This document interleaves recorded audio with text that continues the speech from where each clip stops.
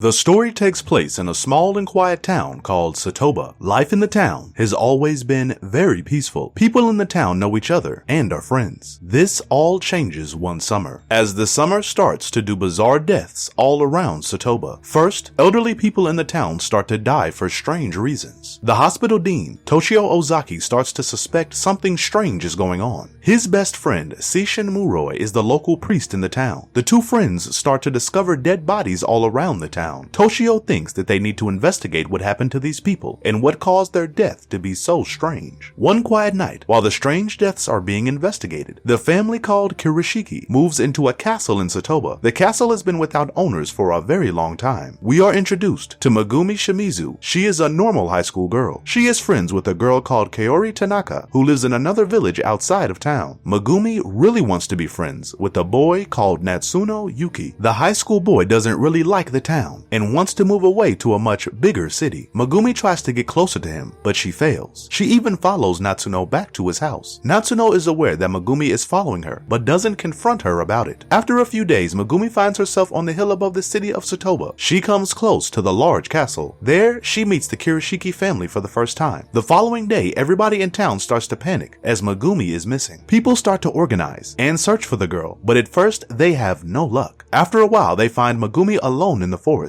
She is in a catatonic state. They bring her back to the doctor, Toshio, and he examines her. After a detailed examination, Toshio concludes that Megumi only has anemia from bug bites. She will be totally fine, as her state is not serious. Everything returns back to normal in the town. Suddenly, after a few days, Megumi dies. Everybody is shocked. Her family and friends, but most of all, Toshio. Toshio cannot believe that Megumi died from a light case of anemia. He is confused and wants answers. He asks her parents if he can do an autopsy, but Megumi's father refuses. The funeral for Megumi is organized, and most of the town attends. Natsuno meets up with Ritsuko Kuhiriko, a nurse who also works at Toshio's hospital. At the funeral, Kaori brings Natsuno a greeting card that Megumi wrote, but Natsuno refuses to take it. He explains that he didn't even know or care about Megumi. Back at the hospital, Toshio is still confused about Megumi and her death. Finally, he and his hospital staff conclude that she had a strange case of anemia, but they still cannot determine a death cause. After a couple of days, more people start dying in the town. One of the victims who died didn't even want to visit the doctor. Toshio and Seishin meet with Ishida, the town councilman. Ishida reveals that there have been over 10 people that died from mysterious causes in Satoba and Mizobi. Mizobi is a village that is near the town, and there aren't even that many people in the village. It is strange how fast the people are dying. Toshio starts to form theories about what is causing this, and one of them is that maybe an epidemic has started to spread. Toshio concludes that they need to investigate, but carefully, as not to make the citizens afraid. Toshio promises that he will solve this mystery and save the town and villages around it. Back at his house, Natsuno starts to feel afraid. He closes the window to his room. He always did this when Megumi was spying on him. This time, when he closes the window, he still feels that someone is watching him from the darkness. Seishin has started to work on his novel. The story is centered around the undead or zombies. Meanwhile, Natsuno meets his best friend, Mutu, at school. He also spends some time with Ritsuko. Later on, they all go to Mizobi, where they meet with Masao Murasako. He really dislikes Natsuno. The boys all spend some time together. In the meantime, Toshio is still trying to find the source of this strange sickness. He realizes that all the victims had some form of anemia. Suddenly, his childhood friend, Mikuyasu Yasumori, brings his wife, Nao, to see Toshio. For the last couple of days, Nao has been suffering from anemia. Toshio tries to investigate further and asks Mikuyasu if anyone around them has been acting strangely. Mikuyasu tells them that a couple of days ago they met the Kirishiki family. Seishin meets Kirishiki Sunako. She tells them that she loves his writing. Sunako also seems to know a lot about Seishin, and it seems like she even knows that he tried to commit suicide in his past. Some days pass, and like all the rest, Nao dies from her sickness. When Masao arrives at Taru's house to announce her death, he sees Natsuno there. The two boys start to fight, but Toru breaks it up. Toru then goes outside, and there he meets Tatsumi. He is a steward of the Kirishiki family. Tatsumi tells him that they will meet once again very soon. Toru gets scared as Tatsumi seems very strange. After everything that happened, Natsuno just wants to rest. He goes off to bed but still feels a strange presence is watching him. Ritsuko later learns that the policeman from the village also died. His name is Takami, and after his death his family just moved away without saying goodbye to anyone. Policeman Takami is replaced by a new officer called Sasaki. Ritsuko comes to a strange realization. A new family also moved away when their family members died suddenly. They also all used the same moving company to move out. Mikiyasu's son, Susumi, starts to go into shock, and Toshio is called to try try to save his life. Toshio tries to save Suzumi, but then he notices that Mikuyasu is also suffering from the same anemia-like symptoms. He realizes that he doesn't have a lot of time, as the people who get this disease die in a matter of days. Toshio really tries to save them, but it's too late for the father and son. Seishin walks into the forest. There he meets Tsunako, who is also going on a walk. Tsunako tells him that she has a special sickness that doesn't allow her to be in sunlight. Toshio, in a panic, gathers all his hospital staff and tells him that so far 19 people have died. They start to plan for the worst and prepare a report for the public health department. They are still unable to find the cause of the disease. Meanwhile, Natsuno starts having scary visions of Megumi and begs to stay with Toru at his place. When the night comes, Natsuno once again starts to feel something unsettling. He starts to realize that he is not having a nightmare, but Megumi is actually there with him. Natsuno cannot move, and Megumi is angry at Toru and prepares to bite him. The following morning, Natsuno wakes up, but realizes that Toru is totally fine. Seishin starts to interview friends and family of the victims to find a possible cause. He finds out that a lot of them quit their jobs just before their death. When Seishin tries to find more information from the librarian, he is informed that the librarian also quit. After some time, Natsuno also finds out that Toru has not been coming to school these past few days. When he returns home, Natsuno is shocked to hear that Toru has also died. Natsuno then realizes that his nightmares were in fact very real and that Megumi is out there. Masao starts an argument with his family over his nephew, who was also sick. His nephew, Hiromi, has been acting strangely lately. The day of Toru's funeral, Natsuno is there paying respects to his late friend. Masao and Natsuno almost get into another altercation, but it's broken up. Masao goes back, but there he is met by a man in white. When Masao takes a closer look, the man is totally gone. Masao slowly enters his home, but he is suddenly attacked by the man in white. It is revealed that the man is the former librarian and also a vampire. Megumi finds the postcard that was meant for Natsuno. It seems that in his rage, Natsuno tore it apart. This makes Megumi very angry. Natsuno realizes that something is wrong, and he promises himself that he won't die as easily as the rest of the victims. In the meantime, Toshio confirms that Hiromi has also died. Masao cannot move after his attack. Toshio realizes that all the victims have similar bite marks on them, and that seems to be the start of the infection. He still cannot figure out what causes those bites. Toshio is losing his patience as he is failing to figure out this sickness. Furthermore, some of his patients start to self-diagnose and pretend like it's not that serious. Seishin tells Toshio that there are strange connections between the victims. Toshio doesn't accept this explanation and tells his friend that they need to focus on the illness. Sanako at night visits Seishin. He warns her that a strange sickness is spreading all over the village. Sanako doesn't seem worried at all by this information. Masao dies on September 20th. He is now another victim in a long line of death. Natsuno watches a horror movie with vampires. He wants to learn more about his enemies and how to defeat them. Afterwards, Natsuno also discovers that Seishin has been visiting the library and borrowing a lot of the same materials as him. Sometime later, Natsuno goes to visit Seishin, but he is not at the temple. He even contacts his mother, who tells him that Seishin has closed his business. People who work at the clinic with Toshio start to quit. Fear of the illness is growing, and people don't want to risk their lives. Natsuno tries to talk about the vampires to his friends, but nobody listens. Kaori and her brother Akira decide to sneak into the giant castle. Akira has heard that there is a dead villager in the castle. The two of them start to sneak in and explore, unaware that Tatsumi is watching them.